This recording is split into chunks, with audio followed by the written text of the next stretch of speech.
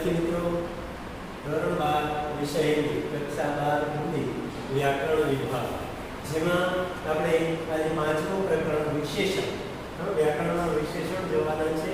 જોઈએ આપણે આવતા 11માં શીખી ગયા છે, પણ ફરી પાછું 12માં એક રિવિઝનના ભાગ તરીકે પણ જોઈ લઈએ.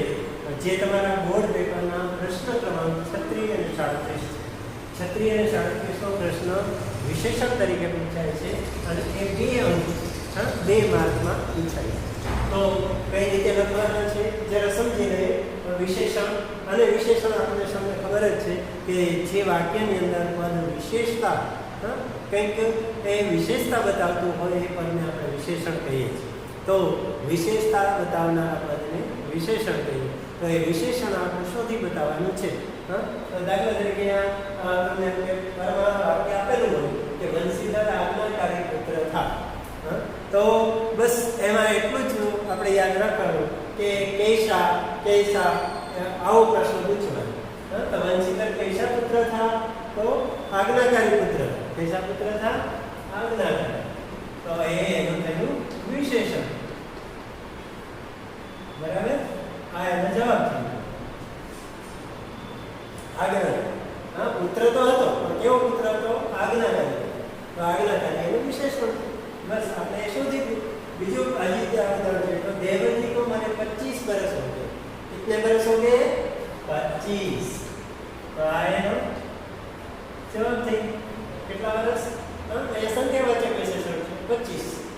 आगमकारी विशेषण तो 25 वर्ष થઈ ગયા.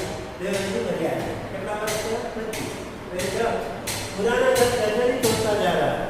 એવું ઘર ઘર તો ખરું, પણ કેવું ઘર? પુરાણું. તો આ એનો જવાબ છે. એટલે વિદ્યાર્થી મિત્રો, એ સાવ વિશેષણ સાવ સહેલા છે, કાંઈ અઘરા નથી. ખાલી તમને વાક્યને પ્રશ્ન પૂછતા આવડવું જોઈએ કે બંસીધર કેવો પુત્ર હતો? ગુજરાતી કહીએ તો આજ્ઞાકારી પુત્ર હતો. દેવજી ગુજરી ગયા અને કેટલા વર્ષ થયા? 25 વર્ષ થયા. પુરાણા ઘર જર્જરિત હોતા જાય. ઘર તો ખરી, પણ કેવું ઘર? પુરાણું એટલે જૂનું ઘર. તો અહીંયા પુરાણું. ચાલો બસ આ રીતના વિશેષણ તમારે પીડીએફમાં જે મોકલું એ 5મા પ્રકાર તરીકે વિશેષણ લખી લેવાના બુકમાં, અને પછી એનો અભ્યાસ કરવાનો, વાંચવાનો, તૈયાર કરવાનો પરીક્ષામાં.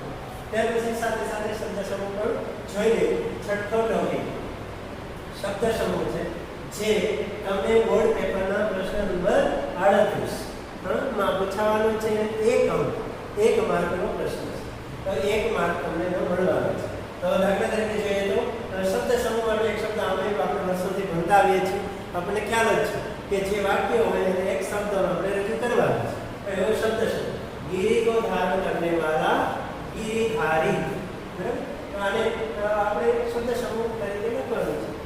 દાખલા તરીકે બીજું ઉદાહરણ છે પાન કી ગિલોરી. એને શું કહેવાય? બીડા. પાન બીડા જેને કહીએ છીએ આપણે. તો આ એનો જવાબ છે. બરાબર? ત્યાર પછી ઈશ્વર દ્વારા દિયા હુઆ. તો એને શું કહેવાય? ઈશ્વર પ્રદત્ત. આ એનો જવાબ છે. હંમેશા અન્ન બાંટને કા નિયમ. હંમેશા જ્યાં અન્ન વહેંચાતું હોય એને શું કહેવાય? સદાવ્રત. પછી આદિ છે અંત તક કા હાર. એટલે શરૂઆતથી લઈને અંત સુધીનો હાર હોય એને વૃત્તાંત કહેવાય હિન્દી. બરાબર? તો આ રીતના શબ્દ સમૂહ માટે એક શબ્દ પણ સરળ છે કે અઘરું નથી, પણ બસ વાંચવાના છે અને બરાબર એકવાર લખી લેવાના બુકમાં. જે પીડીએફમાં તમને શબ્દ સમૂહ આપું, શબ્દ સમૂહની યાદી એ આખી યાદી લખી લેવાની. દરેક પાઠ વાઇઝ, એટલે તમને બધા શબ્દ સમૂહ પણ આવડી જશે. કે અઘરો નથી, સાવ સહેલું છે. બસ આ રીતે વાંચીને યાદ રાખવાના, તૈયાર કરવાના પરીક્ષા માટે. All the best.